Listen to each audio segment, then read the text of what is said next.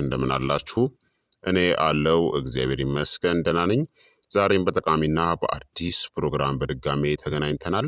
በዛሬው የጤና ፕሮግራማችን ላይ የምንመለከተው ቺያ ሲድ ምንድን ነው የሚለውን በደንብ እነግራችኋለሁኝ።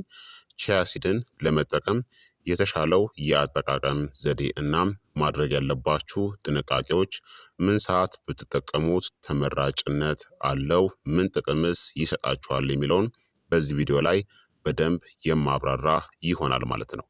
ይህ የጤና ትምህርት ታዲያ ለበርካታ ሰዎች እንዲደርስ ሁላችሁም በቅንነት ላይክና ሼር በማድረግ ሌሎችንም አስተምሮ አሳውቁላለሁኝ። ከዚህ ቪዲዮ ጋር በተያያዘ ጥያቄ ካላችሁም ሀሳብ አስተያየት ካላችሁም በኮመንት ላይ አስፍሩልኝ። በቀጥታ ወደ ጤና ትምህርታችን የማልፍ ይሆናል። በባለፈው አንጀትን ለማጽዳት በሚረዳ ድንቅ መጠጥ በሚለው ላይ የብዙዎቻችሁ ጥያቄ ቺያ ሲድ ምንድን ነው የሚል ነው። ስለዚህ ይህንን ቪዲዮ ከተመለከታችሁት ስለ ቺያ ሲድ በደንብ ታውቃላችሁ ማለት ነው። ቺያ ሲድ ማለት ከሳልቪያ ሂስፓኒካ ከሚባል ተክል የሚመነጭ እጅግ በጣም ትንሽ ሞላላ ቅርጽ ያለው እናም የሚበላ ዘር ነው። በፋይበር በኦሜጋ ስሪ ፋቲ አሲድ በተለይ በኤኤልኤ በፕሮቲን እናም በማዕድናት እንደ ካልሲየም እና ማግኒዥየም የበለጸገ ነው። በውሃ ወይም ደግሞ በሌላ ፈሳሽ ሲዘፈዘፍ በውስጡ ባለው ከፍተኛ የሚሟሟ ፋይበር ምክንያት እንደ ጄል ያለ ቅርጽን ይይዛል። ይህ ለምግብ መፈጨት እናም ለሰውነት ውሃ ማግኘት ጠቃሚ ያደርገዋል። ታዲያ ቺያ ሲድ በኢትዮጵያ ምን ይባላል የሚል ነው ዋናው ጥያቄ። ቺያ ሲድ በቅርቡ ወደ ኢትዮጵያ ገበያ የገባ ዘር በመሆኑ ልክ እንደ ተልባ ወይም ደግሞ እንደ ሰሊጥ የቆየና በስፋት የሚታወቅ ባህላዊ የአማርኛ ወይም የኢትዮጵያ ስያሜ የለውም። በአጠቃላይ ገበያ ላይ በአብዛኛውን ጊዜ በሱቆችና በጤና ምግብ መደብሮች ውስጥ የሚሸጠው ቺያ ሲድ የሚለውን የእንግሊዘኛ ስምን በመጠቀም በቀጥታ ትርጉሙ ነው። የተለየ ባህላዊ ስያሜ የለውም። አንዳንድ ሰዎች በአጠቃቀሙ ምክንያት ከተልባ ጋር በማነጻጸር ሊጠቅሱት ቢችሉም ቺያ ሲድና ተልባ ሙሉ ለሙሉ የተለያየ ተክል ውጤቶች ናቸው። ቺያ ሲድ በፈሳሽ ውስጥ ሲዘፈዘፉ ከፍተኛ በሚሆነው የሚሟሟ ፋይበር ይዘታቸው የተነሳ እንደ ጄል ያለ ቅርጽን ይይዛሉ። ይህም ለምግብ መፈጨትና ለአንጀታችን ጤና ልዩ ኃይል እንዲኖራቸው ያደርገዋል። ስለዚህ ስለ ቺያ ሲድ ስያሜ በደንብ ካወቃችሁ የቺያ ሲድ ድንቅ የሆኑ ጥቅሞችን ደግሞ በዝርዝር ልንገራችሁ። አንደኛ፣ የምግብ መፈጨትን ያሻሽላል እናም የሆድ ድርቀትንም ያስታግሳል። በሚሟሟ እናም በማይሟሟ ፋይበር የበለጸገ ነው። አንጀትን የሚያለሰልስ የጄል ቅርጽን ይፈጥራል። ጤናማ የአንጀት ባክቴሪያዎችንም ይመግባል። ለስላሳ እናም መደበኛ የአንጀት እንቅስቃሴንም ያበረታታል። ሁለተኛ፣ የልብ ጤናንም ይደግፋል። በኦሜጋ ስሪ ፋቲ አሲድ በኤኤልኤ የበለጸገ ነው። መጥፎ ኮሌስትሮልን ኤልዲኤልን ለመቀነስ ይረዳል። የደም ስሮች የመተጣጠፍ ችሎታንም ያሻሽላል። የልብ በሽታ እናም የስትሮክ አደጋንም ይቀንሳል። ሶስተኛ፣ የደም ስኳር መጠንንም ለመቆጣጠር ይረዳል። የካርቦሃይድሬትስ መፈጨትን ያዘገያል። ከምግብ በኋላ የደም ስኳር ድንገተኛ መጨመርንም ይከላከላል። ለስኳር በሽታ እናም ለኢንሱሊን ሬዚስታንስም ጠቃሚ ነው። አራተኛ፣ ለጤናማ ክብደት መቀነስም ይረዳል። በሆድ ውስጥ በመስፋፋት የጥጋብ ስሜትን ይጨምራል። የምግብ ፍላጎትንና የረሃብ ስሜትንም ይቀንሳል። በተፈጥሮ የምግብ መጠንንም ለመቆጣጠር ይረዳል። አምስተኛ፣ ኃይለኛ የሰውነት ውስጥ ብግነትም ማስታገሻ አለው። ኦሜጋ ስሪዎች ስር የሰደደ ብግነትን ይቀንሳሉ። የመገጣጠሚያ እናም የጡንቻ ህመምንም ይረዳል። የአርትራይተስ እናም የኢንፍላሜሽን ያለባቸውን ሁኔታዎችንም ይደግፋል። ስድስተኛ፣ አጥንትንናም ጥርስንም ያጠናክራል። በካልሲየም በማግኒዥየም በፎስፈረስም የበለጸገ ነው። የአጥንት ጥንካሬን ይደግፋል። እጅግ በጣም ጥሩ የእጽዋት ተኮር የካልሲየም ምንጭ ነው። ሰባተኛ፣ ጉልበትን እናም ጥንካሬንም ይጨምራል። የፕሮቲን የስብና የፋይበር ሚዛናዊ ድብልቅ ነው። ዘገምተኛ እናም ቀጣይነት ያለው ጉልበትንም ይሰጣል። ለአክቲቭ ሰዎችና ለአትሌቶችም ተስማሚ ነው። ስምንተኛ የአንጀት ማይክሮ ባዮምንም ያሻሽላል። እንደ ፕሪባዮቲክ ሆኖ ያገለግላል። ጠቃሚ የሆኑ ባክቴሪያዎችን እድገትን ያበረታታል። የበሽታ መከላከልን እናም የምግብ መፈጨትንም ያሳድጋል። ዘጠነኛ የቆዳ ጤናንም ያሻሽላል። አንቲኦክሲዳንቶች ፍሪ ራዲካሎችን ይዋጋሉ። ኦሜጋ ስሪዎች የቆዳ እርጥበትንም ያሻሽላሉ። ጤናማና የሚያበራ ቆዳን ይሰጣል። አስረኛ የአእምሮ ጤናንም ይደግፋል። ኦሜጋ ስሪዎች የማስታወስ ችሎታን እናም ትኩረትን ይደግፋሉ። የአንጎል ብግነት ወይም ደግሞ ኢንፍላሜሽንም ይቀንሳል። የአእምሮ ግልጽነት እናም ትኩረትንም ይረዳል። 11ኛ መርዛማ ንጥረ ነገሮችን ከሰውነታችን ማስወጣትንም ይደግፋል። ፋይበር መርዛማ ንጥረ ነገሮችን እናም ቆሻሻን ይይዛል። በተፈጥሮ የአንጀት ንጽህናን ያሻሽላል። ጉበትና የአንጀት መርዛማነት ማስወገድንም ይረዳል። 12ኛ የደም ግፊትንም ለመቆጣጠር ወይም ለመቀነስም ይረዳል። ማግኒዥየምና ፖታሲየም የደም ስሮችን ያዝናናሉ። ኦሜጋ ስሪዎች ደግሞ የደም ዝውውርን ያሻሽላሉ። ጤናማ የሆነ የደም ግፊት መጠንንም ይደግፋል። 13ኛ የጡንቻ እናም የህብረ ህዋስ ጥገናንም ይደግፋል። የተሟላ የእጽዋት ፕሮቲንን ይዟል። የጡንቻ ማገገምንም ይረዳል። ከአካል ብቃት እንቅስቃሴ ወይም ደግሞ ከህመም በኋላም በጣም ጠቃሚ ነው። 14ኛ የሆርሞን ሚዛንንም ይደግፋል። ጤናማ የስብ ይዘቱ የሆርሞን ምርትን ይደግፋሉ። የደም ስኳርን ያረጋጋል። ለሆርሞኖችም አስፈላጊ ነው። ለወር አበባ እናም ለሜታቦሊክ ሚዛን በጣም ጠቃሚ ነው። ታዲያ የቺያ ሲድ የአመጋገብ ዋጋን ልንገራችሁ። በ28 ግራም ወይም ደግሞ በሁለት የሾርባ ማንኪያ ውስጥ ካሎሪ 138፣ ፋይበር 10 ግራም፣ ፕሮቲን 4.7 ግራም፣ ስብ 9 ግራም፣ ኦሜጋ 3 ኤኤልኤ 4.9፣ ካልሲየም በቀን የሚያስፈልገንን 18%ን ይሸፍናል። ማግኒዥየም በቀን የሚያስፈልገንን 30%ን ይሸፍናል።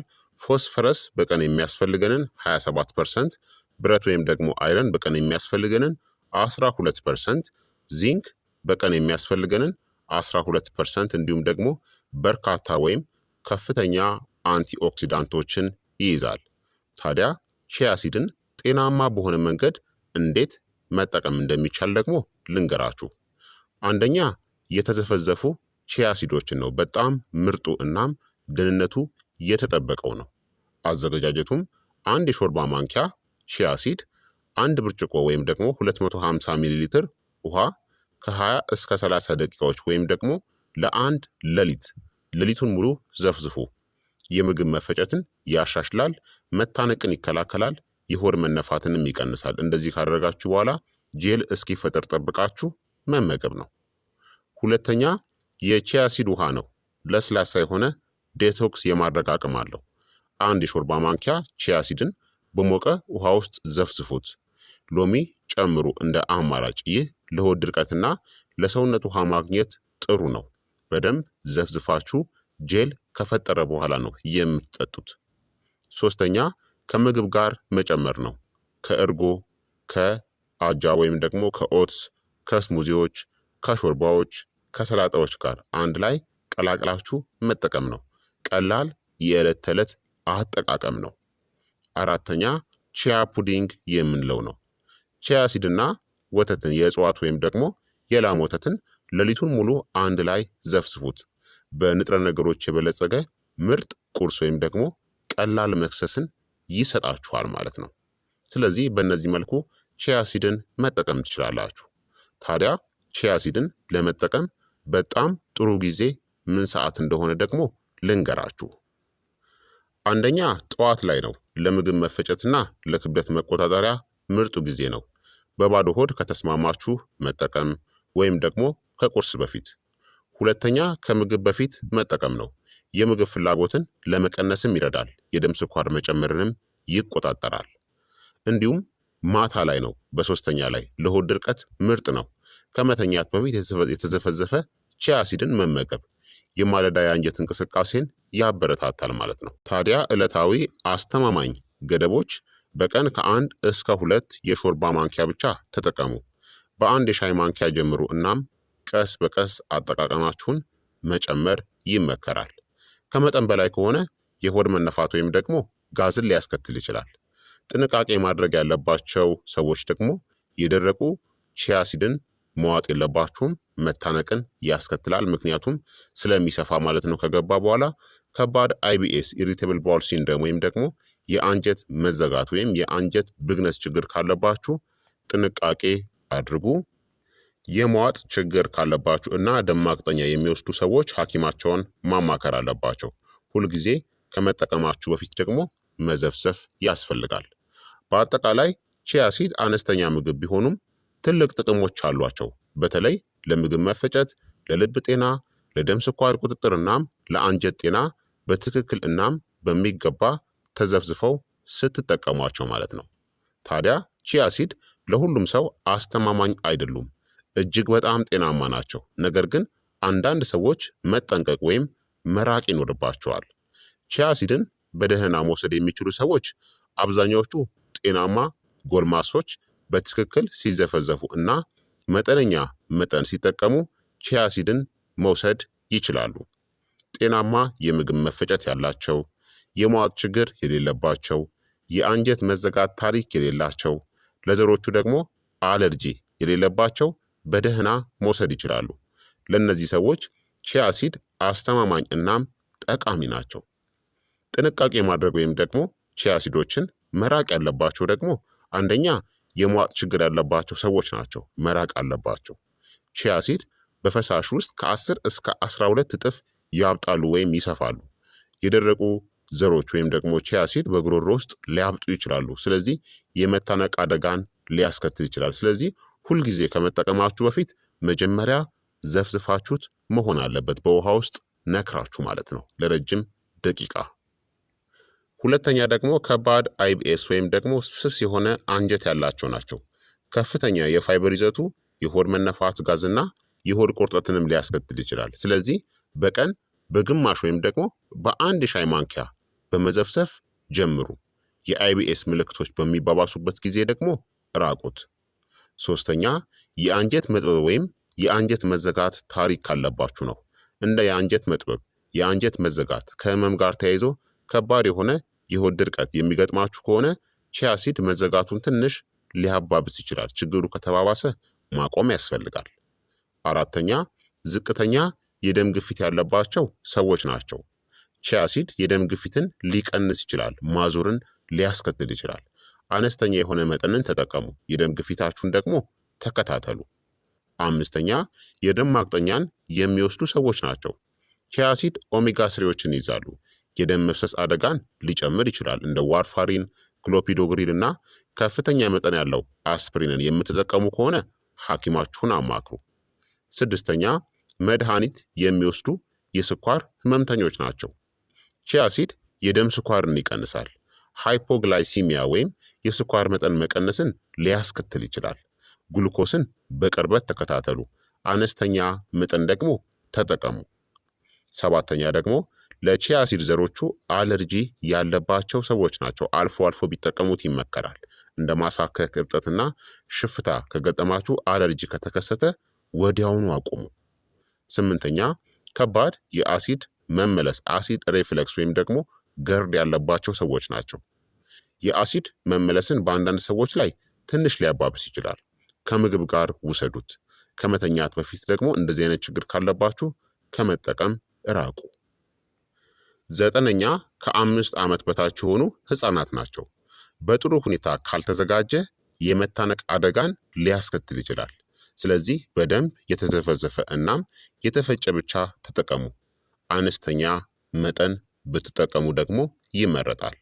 ስለዚህ ሁሉም ሰው መከተል ያለባቸው የደህንነት ህጎች ምንድን ናቸው? ሁልጊዜ ቺያ ሲዶችን ዘፍዝፏቸው። ቢያንስ ከ20 እስከ 30 ደቂቃዎች ግዴታ መዘፍዘፍ አለባቸው፣ ወይም ደግሞ ሌሊቱን ሙሉ።